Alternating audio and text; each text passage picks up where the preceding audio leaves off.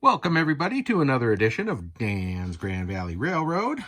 It's good to be back. I was away for a couple of weeks, so you probably noticed I didn't have any new videos, but I did put out a poll, which I see it was made available to me. I don't know if it's because of the number of subscribers. I've never been able to do that before, but I thought, this is cool. I'm going to do this. So I figured it would be good to hear what you guys want to see as far as content goes, and what interests you guys.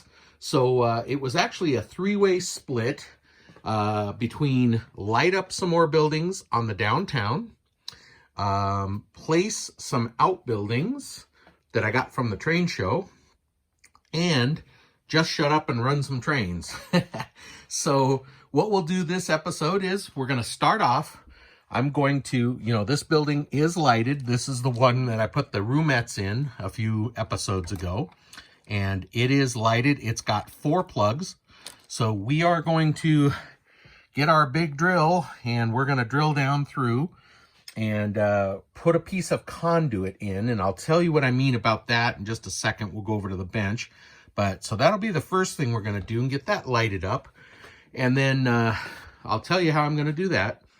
And then we will, I'll show you what buildings I'm working on and some of the stuff that we got from the train show. But, and then we'll run trains at the end. So let me head over to the bench, and I'll show you what we're going to do with these 4 plugs and how we're going to light that building there. So let me head over there, and let's see what we got. Okay, so what the plan is here, I talk about conduit. Because that styrofoam sits up on a platform, and has void space under it, I like to run a conduit. Now, normally I run smaller tubes like those guys there, but I'm going to try this time to run this 1/2-inch tube. I got this a few weeks ago in planning for this. This is a evergreen 1/2-inch tube, and got 2 of them in the package here. I'm going to run that through because these Woodland Scenics plugs here slide in there very well, and I can slide several of them in without getting all bunched up and jammed up. We can get those to go through. So what I'm going to do, I'm going to take this pilot drill, and we'll drill from the top all the way down through the plywood base. Then at the top, I'll just ream it out a little bit with a reamer or a drill bit so that this will fit in the hole. Then from the bottom up, we'll go under the bench, and I'll take a larger drill that will accommodate this, and we'll go up from the bottom. Then we should be able to slide this down through the top and come out the bottom, and then I can glue it in place. Once it's dry and in place, then we can feed the wires down through. And the reason I want to do that is I like to keep these on here if I can. On some of the other installations I've done, I've cut them off and then used the linker plugs to splice them together. But I kind of want to keep these on here, and this is sort of an experiment with the bigger conduit, because I have a lot more buildings to light up over there. So it would be really nice if I could come up with a pretty easy, straightforward assembly line kind of a thing where I can just put a conduit down through there, glue it in place, and slide those wires in. So that's what we're going to try this time. Once we get the 4 wires down in there, then I'm going to use this port sharing device, which I've shown you before. It's 4 ports that go into 1 plug. This will plug into the extension cable, which is female on one end, male on the other. That will go over to this light hub here, where I have 3 openings. So 1 dial is going to control that entire building. All 4 lights in there will be on 1 dial. I can't afford to have 1 dial, 1 port for each light in these buildings when they have multiple lights. So We're going to do it that way and start using the port sharing devices. As I explained to you guys before, I have them like that on several buildings, like that one, and those two are actually on a port sharing device. It just, you know, I don't think it's that important to have the lights be at different levels in the building, but if it's something you want to do and you just have to do, you can always just run an extension cable from each one of those 4 or 2 or 3 or whatever you have into an available light hub. So you have that control and that possibility. It's also one of the reasons I don't want to cut the ends off, because then the possibilities are limitless. You can rearrange it any way you want. So okay, let's get back over to the bench and I'll show you what I did with some of those buildings. So you remember the tanker car that's been converted into a fuel tank fueling system? It was on this base here. And boy, that's sticking to my finger. That's on this base. I carefully removed it, being careful not to break anything. And I also removed the little house. Now, the bottom's a little rough, but that won't matter if I use that somewhere on the layout. We put a little bit of scenery around it. You'll never see that roughness there. But I took this apart, and you can see I painted it, so it's not glued back together yet. I painted this railroad tie brown. I figured they'd use similar timbers to build this base. And then this is just popped on here. The base of the car is still black, and then brown and a little bit of silver for the spigot. And this I went with a black primer, and then sort of this yellow orange, kind of thinking it might be Union Pacific, a Union Pacific car that they used. Neighbor Mike, gave me some decals that I can use if we want to go that way. Have the red stripe, yeah, for the Union Pacific. I'm not exactly sure though yet what I want to do with that. I do know that this is going to be heavily weathered. It's going to be a lot of brown and black fuel stains, drips, rust, all kinds of stuff. So it's not going to be, you know, as pristine as it looks here. I'm going to definitely do that. But for my mid-60s era, I need to do some more research on what older Union Pacific tank cars look like in the mid-60s. And they would have been, if they were using this for a fuel tank for their fueling, it would obviously be an older car, so it might even be older than 50s or 40s, maybe even 30s. I don't know. So kind of want to do a little bit more research before I get this all glued up, stickered up with decals, and, you know, figure out what we're going to do. But that's in the works. And then so that was one of the ones from the train show that I'm working on. This little building came from the train show. I think you remember it was about $3 or so. And it had this little cutout. See, it has a cutout right there, which I left. I thought about putting some of that screen mesh there so it's like a vent. But on the other side here, it had a large cutout at the bottom. It was about double that size. So what I did was I took my nibbler tool from the scratch building stuff that I have. I took the nibbler tool and I went ahead and opened this all the way up and made room enough for this Tichy baggage doors that I had. I'd bought a package of those before when I was thinking of doing a little shanty down there, or a shed. I thought these would look good. So I put the glass in and I glued it up and put it right inside that and weathered it. So we have this little building here. I have not yet decided where that's going to go, but let me put this back together and I'll show you how it's going to look on the layout.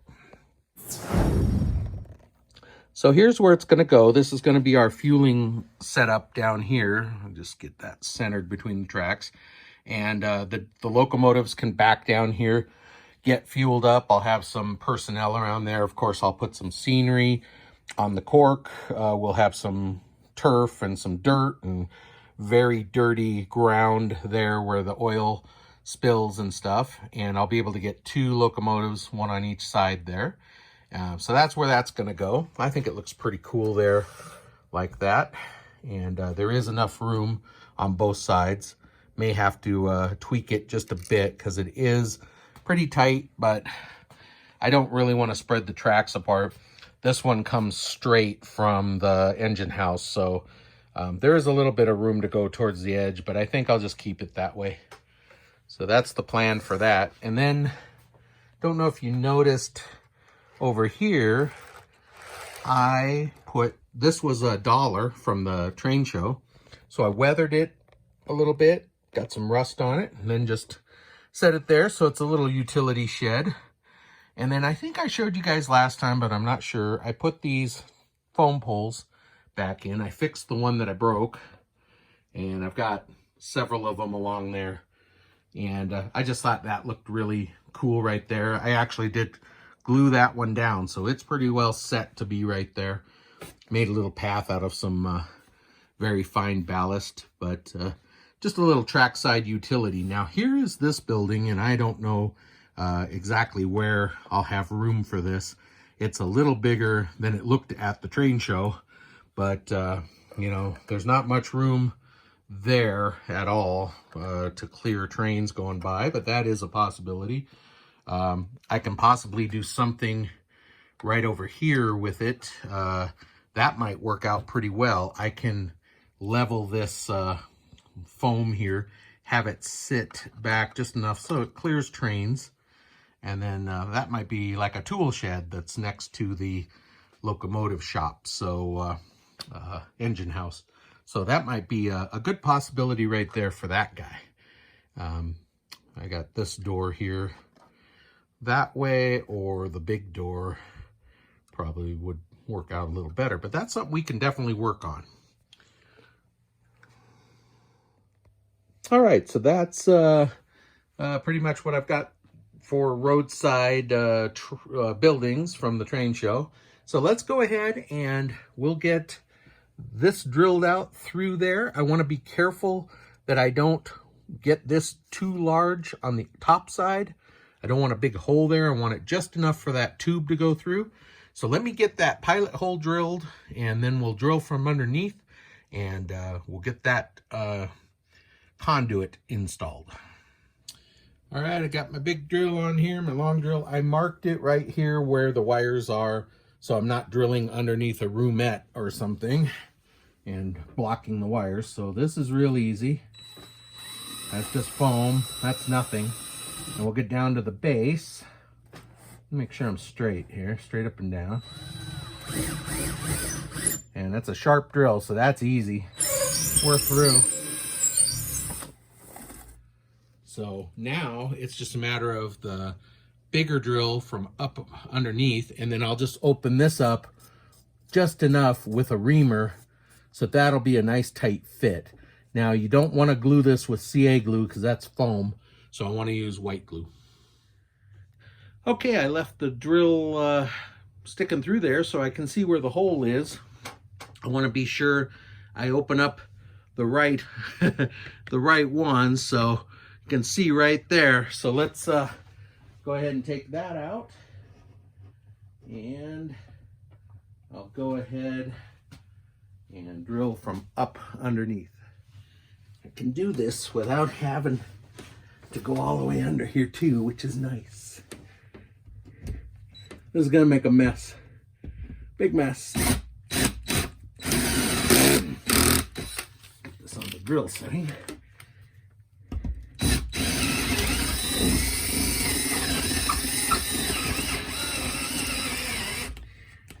Wow, that battery's done. I guess I should have checked that. That one's done. Well, it's a good thing we got through. There's some newspaper coming out. So, all right, let me get the tube, and I'll make sure that the 1/2-inch tube fits, at least from this end. It sure does. All right, now I'll get the reamer. we'll open up the top side and then we'll see if this won't fit down through there. First thing I'll do though, get the shop vac and clean up the mess. I like to use a tapered reamer on this end so that I don't chew up the styrofoam.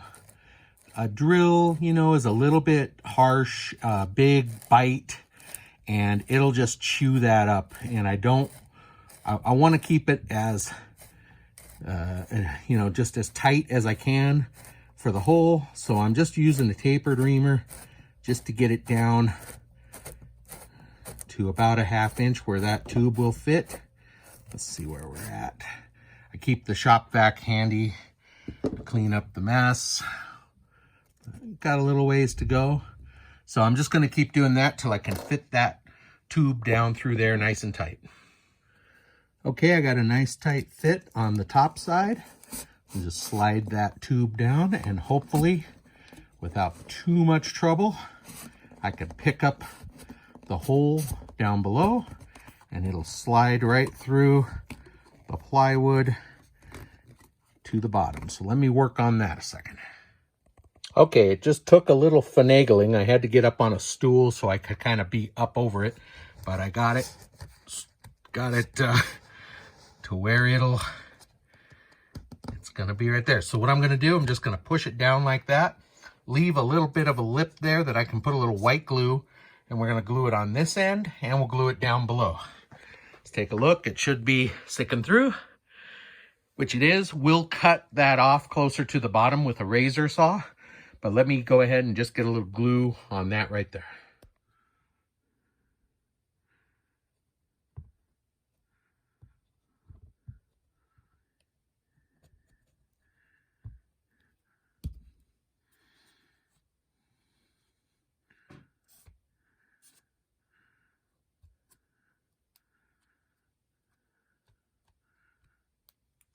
All right, just like that. I'll go down below and we'll cut that off and we'll get a little glue around that.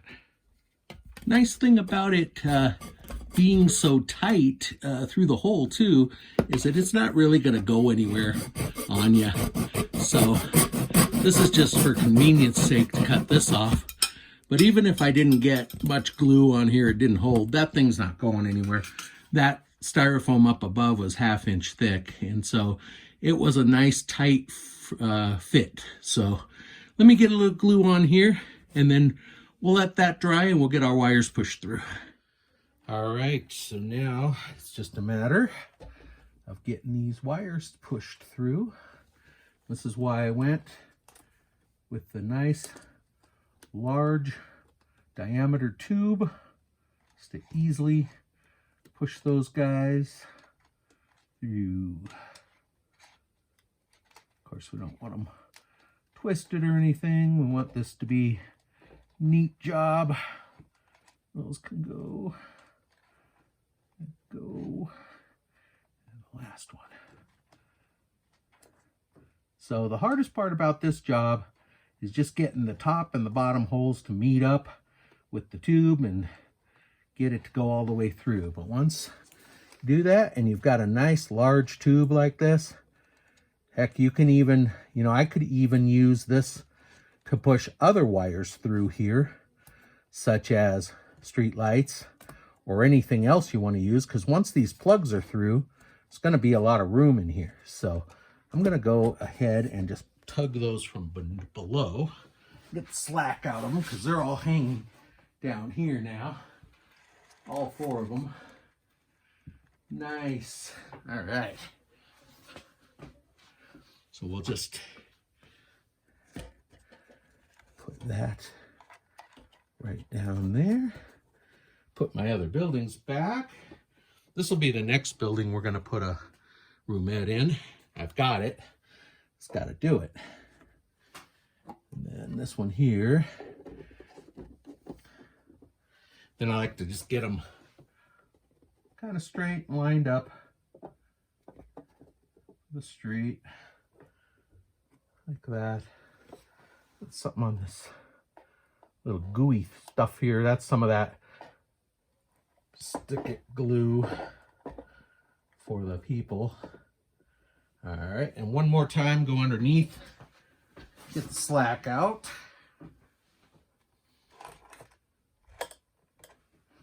Okay.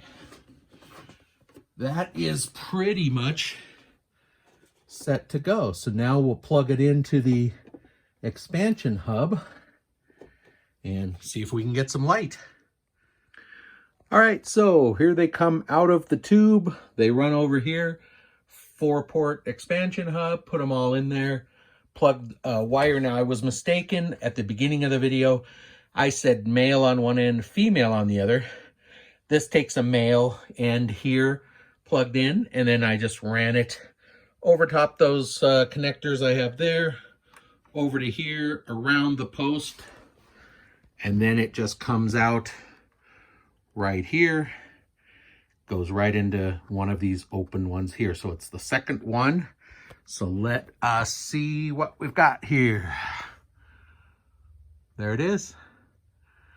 So I have the roomettes on the bottom, second floor, and then the side, and I think there's one on the back side too, but I can't remember. I'm gonna have to get up there and see. Yeah, there's one on the back door. You can see the top, and then you can see down there the back door. In retrospect, I should have chosen a better location for that room. It didn't have to be there. I could have probably put it here, somewhere where it was more easily seen. But that's something that I could change out. It's just glued in with white glue, so it's definitely doable. When I do this building, I'm definitely going to use all the roomettes on the front. No sense doing them on the sides or the back where you can't see them. So, well, here we go. We got that building lighted. You can see the little boy in there on the bed. You can see the guy in there walking across the floor, the roomette. That's pretty cool. I'm pretty happy with that. So we've got some lighted buildings on the downtown. All right, so let's bring some trains out here. I always keep them parked in the tunnel. So let's start up number 307. And we'll start up number 315. Here's 307. And let's make sure I've got the headlight on. We'll get that. Should be coming out here. There we go. And let's go with 315 as well. Here it comes.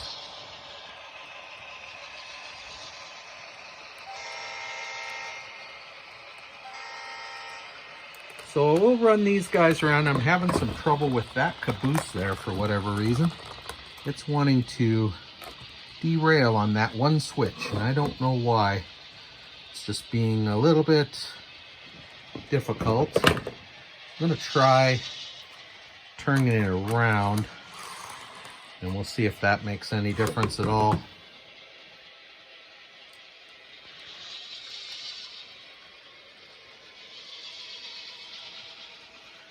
Running them both at a 4. They hopefully won't collide if I'm not looking on the cross. But anyway, I appreciate you guys voting. I'm going to be doing that more often with the poll, and we'll be utilizing that. You guys let me know what kind of content you want to see, because sometimes I run out of ideas. So if I know what you guys want to see, that makes it easier for me. So please watch out for those votes. They'll be coming out early in the week, like Monday or Tuesday. That'll give you guys all week. I usually make my videos on Saturdays. So I don't stick to a exact schedule, but I try to get them out on the weekend.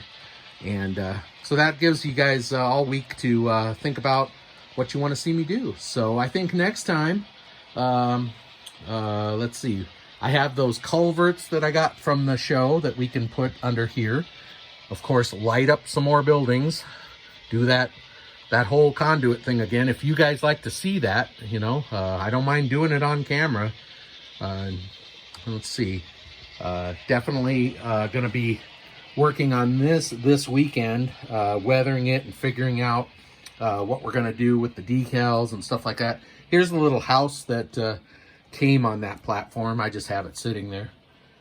And so other ideas like that. So again, I really appreciate you guys watching, subscribing, and taking the poll. That helps me out a lot. So I'll finish the video here, and we'll just run some trains for a little while and let you guys see those trains running. And I thank you very much.